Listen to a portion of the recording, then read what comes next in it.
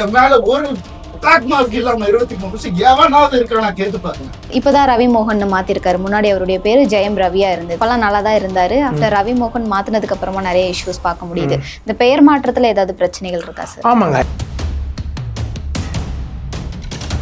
இப்போ அவருடைய ஜாதகம் உங்ககிட்ட இருக்குன்னு சொல்லியிருந்தீங்க. ஸோ அவர் ஜாதகப்படி என்னதான் சார் அவருக்கு மேரேஜ் லைஃப்ல பிரச்சனையா இருக்கு? ஆக்சுவலி பார்த்தோம்னா நீங்க ஜெயம் ரவியோட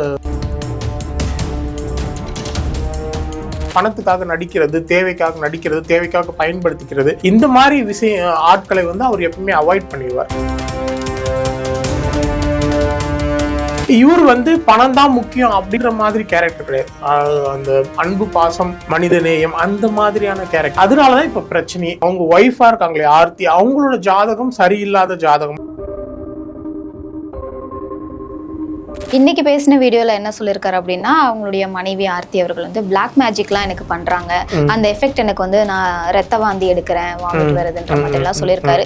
ஸோ அவர் ஜாதகப்படி அவருக்கு அந்த செய்வினை வேலைகள்லாம் பழிக்கிறதுக்கான வாய்ப்பு இருக்கு. ரத்த வாந்தி வந்து பிளாக் மேஜிக் பண்ணி சொல்லுங்க. வீடியோல பார்க்கும்போது ரொம்ப அழுகிற மாதிரி, ரொம்ப கத்துற மாதிரி, அந்த மாதிரி ரொம்ப உணர்ச்சி. அது வந்து சனி வந்து இதை பார்க்குது, அவருடைய ராசியை பார்க்கணும், நெகட்டிவ் தாட், ஒரு மாதிரி பய உணர்வு. தெரிஞ்சுதானே ஓடி வந்தேன் நான் அந்த லைஃப் பிடிக்கலன்னு. இத்தனை நாள் இருந்தால அப்பெல்லாம் தெரியலையா? அப்பெல்லாம் பாத்துக்கல.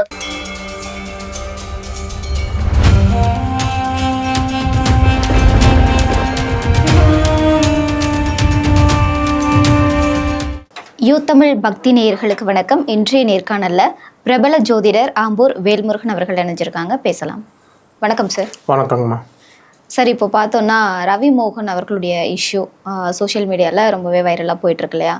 ஸோ அவர் இப்போ தான் ரவி மோகன் மாற்றிருக்காரு. முன்னாடி அவருடைய பேர் ஜெயம் ரவியா இருந்தது. ஸோ அப்போல்லாம் நல்லா தான் இருந்தார். ஆஃப்டர் ரவி மோகன் மாற்றினதுக்கு அப்புறமா நிறைய இஷ்யூஸ் பார்க்க முடியுது. இந்த பெயர் மாற்றத்தில் ஏதாவது பிரச்சனைகள் இருக்கா சார்? ஆமாங்க. ஆக்சுவலி வந்து நான் அவர் முதல் அந்த அறிக்கை வந்துச்சு, இந்த மாதிரி ரவி இனிமேல் வந்து என் பேரை வந்து ரவி மோகன் அப்படின்னு கூப்பிடணும், ஜெயம் ரவி அப்படின்ற பேரை எடுத்து இது பண்ணுறேன் அப்படின்னு.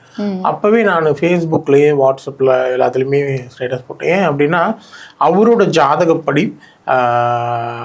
ஜெயம் அப்படின்னா செவ்வாயை குறிக்கும். ஓகேங்களா? அது வந்து சொந்த வீட்டை பார்க்குது. ஸோ அது வந்து அதிர்ஷ்டமான பேர். நீங்கள் பார்த்தீங்கன்னா ஜெயம் ரவி அப்படின்ற பேர் வந்து அது ஒரு சாதாரண அந்த ஒரு படத்தால் வந்த பேர்.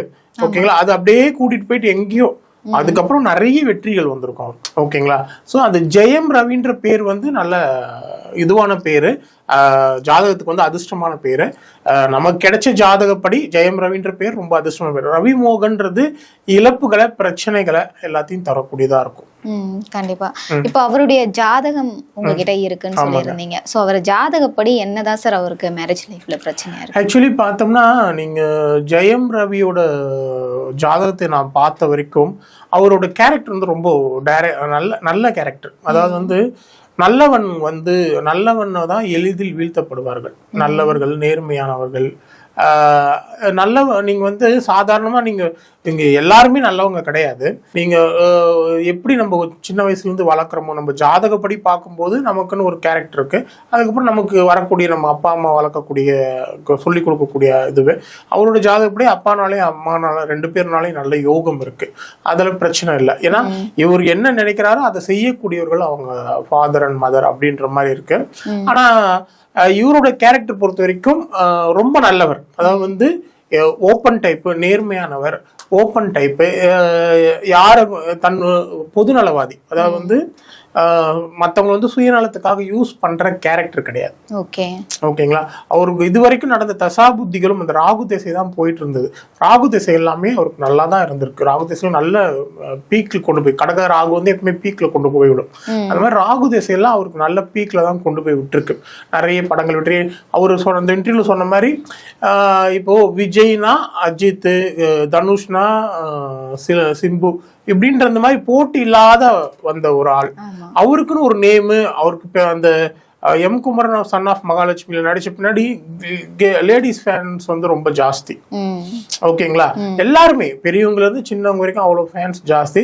அதனால வந்து ஜாதகம் வந்து ரொம்ப நல்ல கேரக்டர், வெளிப்படையான கேரக்டர், தங்கமான கேரக்டர்னு சொல்லலாம். ஏன்னா மற்றவங்கள வந்து மேனிப்புலேட் பண்ண தெரியாது. அதாவது வந்து ஆக்சுவலி இந்த ஜாதகம் அப்படி பார்க்கும்போது எதா இருந்தாலும் வெளிப்படையா இருக்கணும், உண்மையான அன்பு, பாசம், ஓகேங்களா. இந்த நடிக்கிறது, பணத்துக்காக நடிக்கிறது, தேவைக்காக பயன்படுத்திக்கிறது, இந்த மாதிரி ஆட்களை வந்து அவர் எப்பவுமே அவாய்ட் பண்ணிடுவார். ஒரு நல்ல ஃப்ரெண்ட்ஷிப்பை மெயின்டைன் பண்ணிக்குவார் எப்பயுமே. இவர் வந்து பணம் தான் முக்கியம் அப்படின்ற மாதிரி கேரக்டர் கிடையாது. அந்த அன்பு, பாசம், மனித நேயம் அந்த மாதிரியான கேரக்டர். அதனாலதான் இப்ப பிரச்சனையே. ஏன் அப்படின்னா, நாங்க வந்து ஒருத்தருக்கு வந்து ஜாதகத்துல திருமண வாழ்க்கை பிரச்சனை இருக்கு, ஒரு பையனுக்கோ பொண்ணுக்கோ.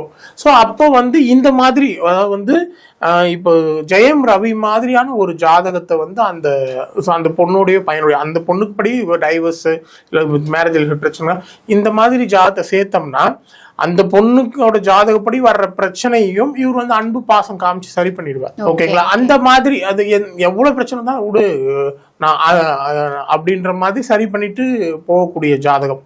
ஸோ அதுதான் அவர் லைஃப்லயும் நடந்திருக்கு. ஏன்னா மேபி அவங்க ஒய்ஃபா இருக்காங்களே ஆர்த்தி, அவங்களோட ஜாதகம் சரியில்லாத ஜாதகமா இருக்கலாம்.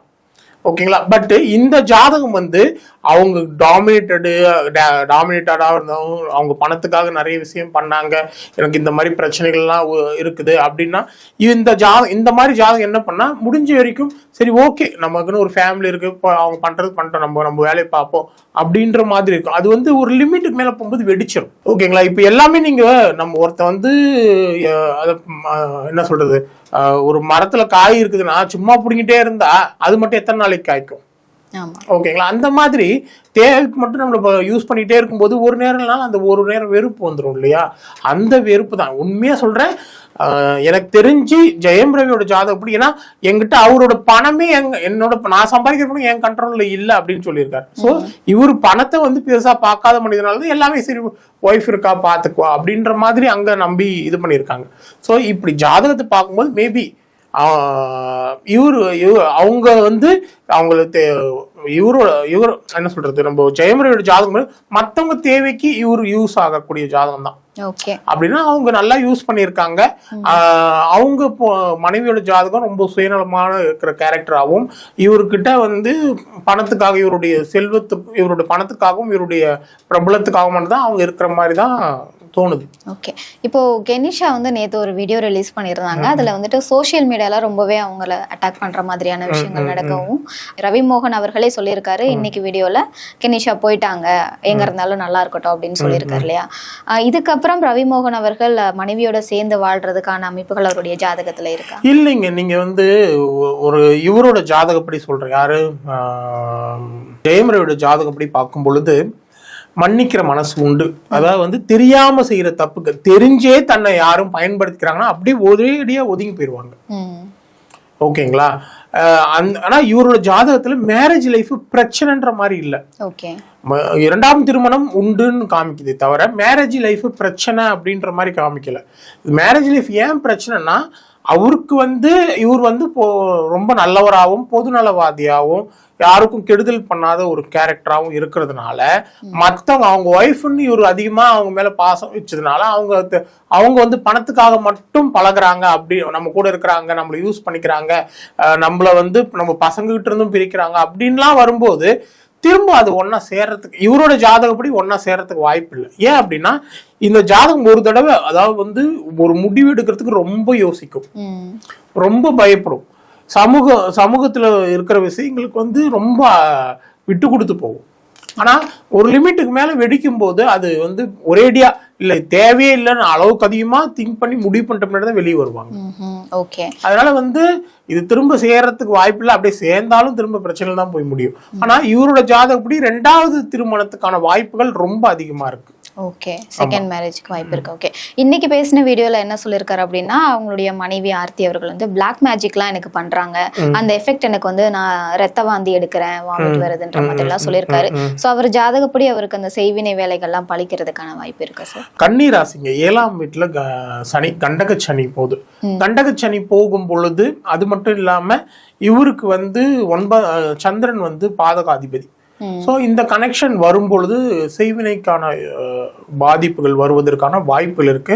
அதுக்கு வேணா நம்ம பரிகாரம் எல்லாம் சொல்றோம், அந்த பரிகாரம் பண்ணாவே அதுல இருந்து அவர் வெளிவர முடியும். என்ன மாதிரி பரிகாரம் அவர் பண்ணலாங்க சார்?